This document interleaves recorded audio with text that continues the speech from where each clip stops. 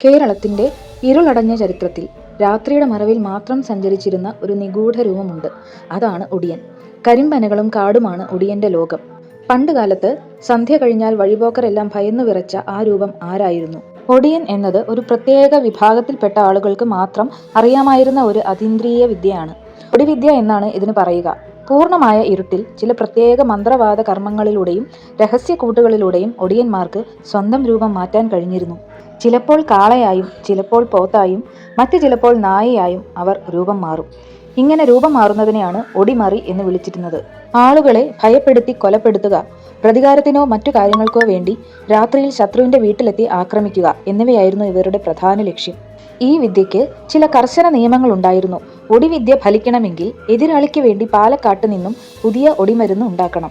അതിലെ ഏറ്റവും ക്രൂരമായ രഹസ്യം ഗർഭസ്ഥ ശിശുവിനെ ബലി കൊടുത്തു മാത്രമേ ഒടിയൻ പൂർണ്ണശക്തി നേടുകയുള്ളൂ എന്നതായിരുന്നു. ഒടിയന്റെ ശക്തിക്ക് പിന്നിലെ ആ രഹസ്യം പുറത്തു വന്നാൽ ഒടിയന്മാർക്ക് അവരുടെ ശക്തി നഷ്ടപ്പെടുകയും രൂപമാറ്റം സാധിക്കാതെ വരികയും ചെയ്യും. അതുകൊണ്ടാണ് ഒടിയന്മാർ ഈ രഹസ്യം അതീവ രഹസ്യമായി സൂക്ഷിച്ചിരുന്നത്.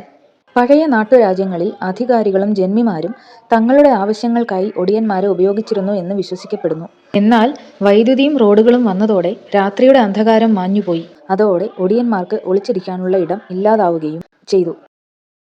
അങ്ങനെ ഈ ഐതിഹ്യം പതിയെ അപ്രത്യക്ഷമാവുകയും ചെയ്തു. ഒടിയൻ വെറും ഒരു കെട്ടുകഥയായിരുന്നോ, അതോ പഴയ ഇരുണ്ട കാലഘട്ടത്തിലെ ചില സാമൂഹിക വിരുദ്ധർ രൂപം മാറിയതിനെക്കുറിച്ചുള്ള ഭയം മാത്രമായിരുന്നോ? നിങ്ങൾ ഒടിയൻ കഥകൾ കേട്ടിട്ടുണ്ടോ? നിങ്ങളുടെ അഭിപ്രായം താഴെ കമന്റ് ചെയ്യുക.